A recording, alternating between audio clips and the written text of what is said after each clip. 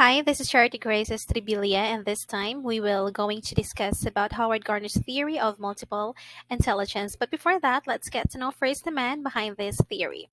Howard Gardner, or known as Dr. Howard Gardner, was born in 1943 and lived in Scranton, PA. His parents were refugees from Nazi Germany, enrolled in Harvard University with major in history, and later on started to like cognitive development. Baka siguro na-create niya yung multiple intelligences because nagkaroon siya ng interest sa cognitive development, which actually study of, man's thinking, yung ganon. So, but before we go through, before I'll introduce to you the nine types of multiple intelligences, we have here a quick example. This is what we call comparison. So, nangyayari ito sa bahay, hindi lang sa labas, hindi lang sa school. So, kung sa bahay nyo, naranasan nyo bang maipag kumpara kayo sa mga kapatid niyo na mas magaling yung kuya mo sa ganito, mas matalino yung kuya mo sa math, yung bunso mong kapatid, mas matalino sa English, ikaw wala lang. You're just ceased to exist. So, masakit sa damdamin yon. So, ang nangyayari kasi dito is, nalilimitahan yung measurement natin, yung understanding natin ng pagiging intelihente ng tao dahil na rin noon, meron tayong tinatawag na IQ test. So, pag mataas yung IQ test mo, yung intelligent quotient mo, meaning to say, okay, matalino ka, para kang si Einstein. Pero pag low naman yung intelligence quotient mo, okay, bobo. Yun. Huwag na nating i-sugarcoat pa yan. Yun yung sinasabi nila na mga slow learner, yun.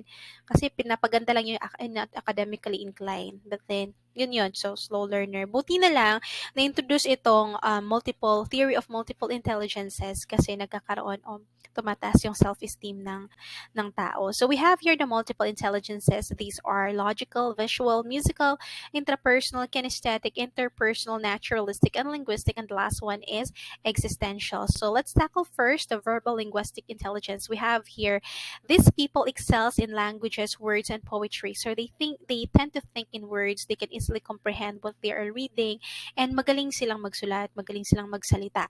Yon. So example for this is we have here Romeo and Juliet, yung book, yung author na gumawa ng Romeo and Juliet, which is the most tragic romance book of all time. Yun. Love story of all time. Si Shakespeare, di ba ginawa niya itong libro? Kung mababasa nyo, sobrang galing niya. Even yung pagka-construct niya ng mga poetic na mga language doon, yun, sobrang galing. And also we have here the John Knox, one of the famous writers, Filipino writers here in the Philippines, na sobrang galing niya. Kahit nabasahin niyo yung mga libro niya, ang galing-galing niyang gumawa ng mga scenes. So, yung mga imagination niya, sobrang ganda. And also, next one is we have the visual and spatial. So, these people excels in shapes, design, graphics, and visualization. Kung napanood nyo yung Popoy and Basha, yun, si Popoy is an engineer and then si Basha is architect. So, pinagsama sila, di ba, ang galing. Kasi si Basha magaling siyang gumawa ng mag-design ng isang building, ng isang bahay, ng isang condo.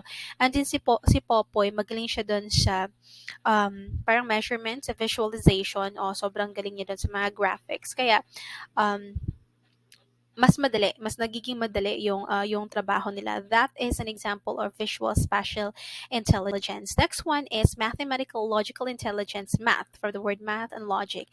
These people tend to excel in math and logical thinking. So, kadalasan, yung trabaho ng mga taong ito is nasa bangko or accountants or mga engineers din, mga civil engineers, mga mathematicians, yun sila. So, magaling sila, mataas yung level, mataas yung, nila, yung um, mas madali silang matuto o mas madali silang matuto pag sa ganitong aspect.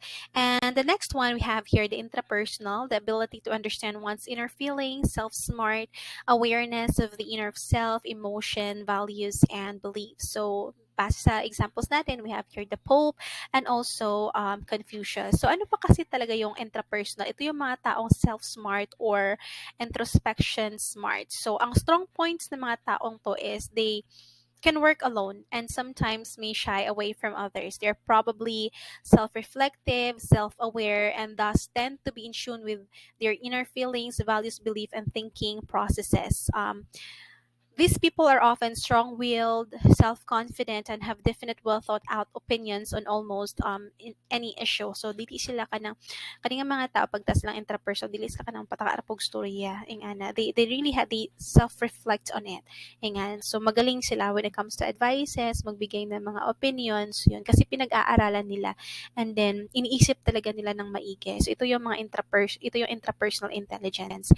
And we also have here the bodily kinesthetic the word body smart or movement smart. These people tend to excel in performing sports, physical activities, and body movements. So kung nakikita niyo yung examples ko dyan, we have here Stephen Curry from GSW and also Fidel and Clay from Maria Clara, this little series from GMA. So kung nakikita nyo sila, kasi ang perfect examples kasi dito yung mga athletes natin, yung mga magagaling na athletes natin. So they are bodily and kinesthetic intelligent, and yung mga actors natin, kasi mahirap yon. Sa mga actors kasi natin, they have kailangan pulido yung pag-acting nila, ano yung tamang pagkumpas ng ano, ganito, ganyan. Ay, ano ba yung tamang movement ng body, pag ganitong emotion ang pinapalabas mo, so, yun yung mga taong bodily and kinesthetic smart, yung mga actors din natin. And also, we have here the interpersonal or the people smart or group smart, the ability to organize people, group activities, and social relationships. So, ano yung mga career ng mga taong to kadalasan? We have here the DSWD, yung mga social workers natin. Kung nakasama nyo na sila or nagkaroon kayo ng chance na makapagtrabaho with them, sobrang galing nila when it comes to organizing people. Yung pag-usap nila sa tao, talagang nagagather na unify nila yung mga tao, nagkakaroon ng unity pag sila na yung nagsasalita.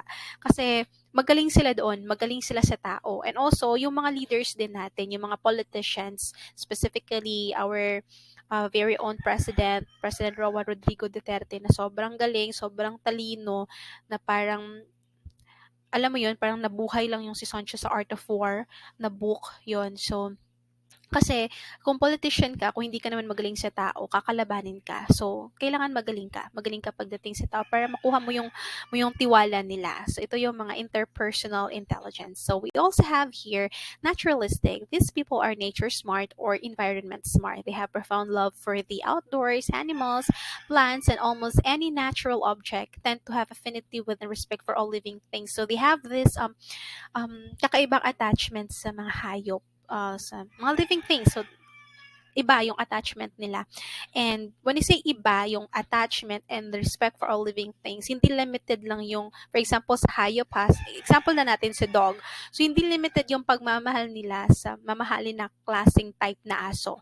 So, kaya ni Heart, kung nakikita nyo, nag she's campaigning for us, for the people, for the Pinoys to to learn to adopt aspens, yung mga asong Pinoy. Kasi for me, I believe na iba din yung magmahal, yung mga they've been so loyal to you, yung mga Aspen, yung mga asong Pinoy natin. And yun. So, hindi lang limited sa mamahaling klaseng breed ng daga ba yan, yung pagmamahal. And it's actually a respect for all living things. And also, kung yung mga naturalistic natin, also yung mga conservationist natin, yung mga nagko-conserve ng parang may attachments sa environment, and then yung mga nagtatrabaho sa mga wildlife, yung sa mga sanctuary, kung nakikita nyo yan, so iba yung attachment nila. Kasi especially pag extinct na yung hayop or may isang hayop na extinct, yung Philippine eagle, sabi na yung Philippine eagle, so yun parang buong puso nila yung inaalagaan. Kasi yun, matalino sila sa ganung aspects. So, iba yung level ng katalinohan nila pagdating doon. And also, we have here the music smart or sound smart, excels in I think they excels in singing, performing, yung ganyan, paggawa ng mga music. But then we should not limit this dun lang sa magagaling kumanta. Okay? So, kasi may magaling kumanta pero hindi marunong gumawa ng melody. May magaling gumawa ng melody pero hindi marunong kumanta. So, technically, kung makikita nyo sa example ko, we have here Moira and also the SB19. Si Moira, sobrang galing niyang kumanta and magaling din siya magsulat. So, henyo, pagdating sa music. And also Pablo, yung SB19, specifically Pablo, siya yung gumagawa ng mga music nila. So, he is henyo when it comes to music. Dahil sa sobrang galing niya ding gumawa ng melody. And also, we have existential intelligence. This is the ability to tackle deep questions about human existence, such as the meaning of life, why we die, what may role in this world. Kung paano yung tanong mo sa sarili mo na, ano ba talaga ako? Um, bakit namamatay ba yung tao? Ano ba talagang purpose ko sa mundo? Baka pwede kang maging philosopher pagdating ng panahon. Because this includes aesthetic, philosophy, and religion. So, kadalasan yung mga career na mga tayo, yung mga psychic, yung mga pastors natin, and also yung mga philosophers natin. For this, these are the 9 types of multiple intelligences introduced by Howard Gardner. But let's just bear in mind na hindi porket ito yung for example ikaw matalino ka sa music. Ito lang yung alam ko. Ito lang mas matalino lang ako dito sa aspect na to. Kasi may tao kasi na parang matalino siya sa music, matalino din siya sa logic, and matalino din siya sa verbal.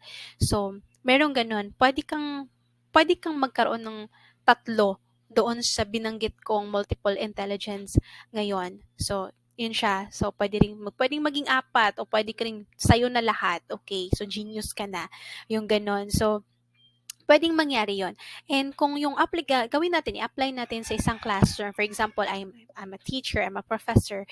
So, paano ko ba malalaman na, paano ko ba apply yung yung 8 types or 9 types ng multiple intelligence sa isang activity? Anong klaseng activity yung gagawin ko? So, we have here the role playing. Kasi sa role playing kasi, ipa-role playing mo yung mga estudyante mo, okay, talagang may mag-e-excel sa, magaling magsulat to, magaling na scriptwriter to, magaling na actor to, magaling na ganito to, kasi makikita mo yun sa isang role playing, but it depends din naman sa topic. So, yun siya. Malaking tulong ang theory ni Howard Gardner sa education kasi in some way, yung mga batang mababa yung self-esteem kasi they are not academically inclined, hindi sila matalino sa academics. Yun, pag malaman nila na, no, matalino ka sa ganitong aspect, matalino ka sa music, yun. So, parang magbo-boost din naman yung self-confidence, yung confidence ng estudyante. Tsaka, malaking tulong yun. So, I can say na ang maraming benepisyo ang naihatid ng theory ng multiple intelligence na ginawa ni Dr. Howard Gardner, and malaki ang contribution nito sa education. Well, I guess that would be all. Thank you so much for listening.